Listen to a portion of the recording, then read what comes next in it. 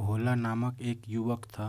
स्वभाव का बड़ा ही शांत एवं सुविचारों वाला व्यक्ति था। उसका छोटा सा परिवार था जिसमें उसके माता पिता, पत्नी एवं 2 बच्चे थे। सभी से वो बेहद प्यार करता था। इसके अलावा वो कृष्ण भक्त था और सभी पर दया का भाव रखता था।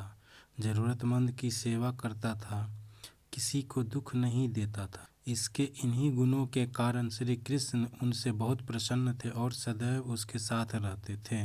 और भोला कृष्ण को देख भी सकता था और बातें भी करता था। इसके बावजूद उसने कभी ईश्वर से कुछ नहीं मांगा। वह बहुत खुश रहता था क्योंकि ईश्वर हमेशा उसके साथ रहते थे, उसे मार्गदर्शन देते थे।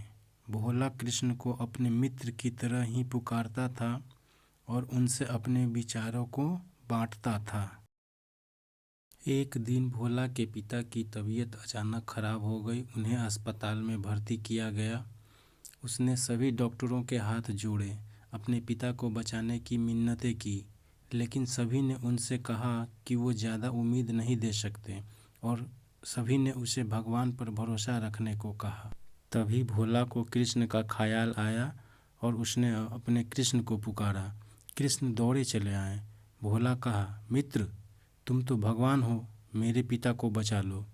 कृष्ण ने कहा, मित्र, मेरे हाथों में कुछ नहीं है। अगर मृत्यु का समय होगा तो होना तय है। इस पर भोला गुस्सा हो गया और कृष्ण से लड़ने लगा। गुस्से में उन्हें कोसने लगा।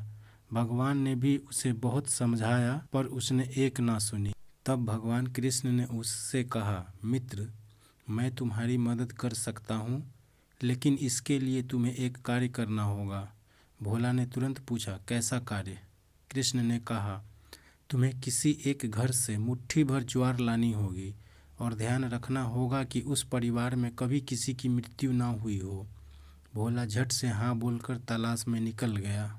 उसने कई दरवाजे खटखटाए। हर घर में ज्वार तो होती, लेकिन ऐसा कोई नहीं होता जिनके परिवार में किसी की मृत्यु ना हुई हो।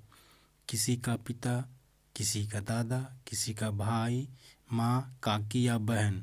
2 दिन तक भटकने के बाद भी भोला को ऐसा एक भी घर नहीं मिला। तब उसे इस बात का एहसास हुआ कि मृत्यु एक अटल सत्य है। इसका सामना सभी को करना होता है, इससे कोई नहीं भाग सकता। और वो अपने व्यवहार के लिए कृष्ण से क्षमा मांगता है और निर्णय लेता है जब तक उसके पिता जीवित है उनकी सेवा करेगा। थोड़े दिनों बाद भोला के पिता स्वर्ग सिधार जाते हैं। उसे दुख तो होता है, लेकिन ईश्वर की दी उस सीख के कारण उनका मन शांत रहता है। दोस्तों, इसी प्रकार हम सभी को इस सच को स्वीकार करना चाहिए कि मृत्यु एक अटल सत्य है। उसे नकारना मूर्खता है। दुख होता है, लेकिन उसमें फंस जाना गलत है, क्योंकि केवल आप ही उस दुख से पीड़ित नहीं है, अपितु संपूर्ण मानव जाति उस दुख से रूबरू होती ही है। ऐसे सच को स्वीकार कर आगे बढ़ना ही जीवन है। वीडियो अच्छी लगी हो तो लाइक करें, दोस्तों के साथ शेयर करें एवं चैनल को सब्सक्राइब करना ना भूलें। धन्यवाद।